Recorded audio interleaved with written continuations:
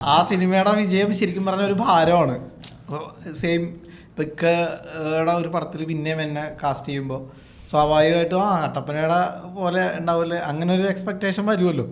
ഒരിക്കലും കട്ടപ്പന പോലെ അല്ല ഈ സിനിമ, അത് വേറൊരു സിനിമ, ഇത് വേറൊരു സിനിമ തന്നെയാണ്, എൻ്റയർലി ഡിഫറെൻറ്റ് പരിപാടിയാണ്. ബട്ട് സ്റ്റിൽ അതിനൊരു ഒരു ഫ്ലേവർ ഇതിലുണ്ട്. ഒന്നാമത് ഇതൊരു ഇടുക്കി പടമാണ്. പിന്നെ ഈ ഇത്രയും വർഷത്തെ വ്യത്യാസം സിനിമയുടെ സ്ക്രിപ്റ്റിങ്ങിലും അതുണ്ട്. ഇപ്പോൾ ഓഡിയൻസിൻ്റെ ടേസ്റ്റിലാണെങ്കിലും നമ്മുടെയൊക്കെ കാഴ്ചപ്പാടുകളിലൊക്കെ ആണെങ്കിലും വന്നേക്കണ മാറ്റം അത് ഈ സിനിമയുടെ വളർച്ചയിലും ഉണ്ട്. അങ്ങനത്തെ ഈ കാലഘട്ടത്തിൻ്റെ ഒരു സിനിമ തന്നെയാണ്. ഇതിൻ്റെ റൈറ്റർ പുതിയൊരാളാണ്, ആകാശ് ദേവ് എന്ന് പറഞ്ഞിട്ട്. അതെ, കൊച്ചുപയ്യന. അവൻ എഴുതുമ്പോൾ അവൻ്റെ ഒരു ശരിക്കും പറഞ്ഞിട്ടുണ്ടെങ്കിൽ ഇപ്പോഴത്തെ ജനറേഷൻ ചിന്തിക്കുന്ന തരത്തിലുള്ള സാധനങ്ങൾ അതിനകത്തുണ്ട്. അതിൽ നിന്ന് നമുക്കും പഠിക്കാനുണ്ട്.